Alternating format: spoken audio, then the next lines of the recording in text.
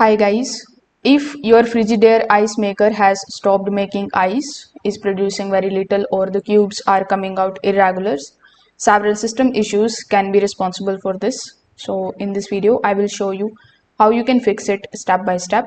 So first of all, you need to start by checking whether the ice maker arm, the switch and the control setting is actually activated.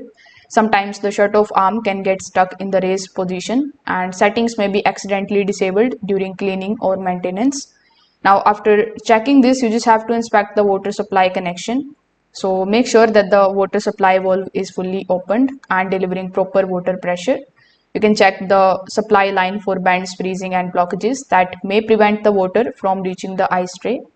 After doing so, you need to check the freezer temperature as well. So Frigidaire ice maker generally require freezer temperature near 0 degree Fahrenheit or minus 18 degrees Celsius to function correctly.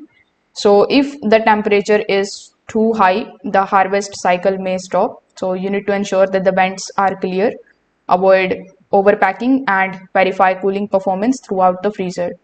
Now, an old or clogged water filter can also reduce the pressure enough to interfere with the ice production. So here, if the filter hasn't been replaced recently, installing a fresh one may restore the proper water flow and also improve the cube size. So you can try these easy fixes and see if your Frigidaire ice maker is working properly again. If this video helped you out, make sure that you like this video and subscribe to the channel. Thanks for watching.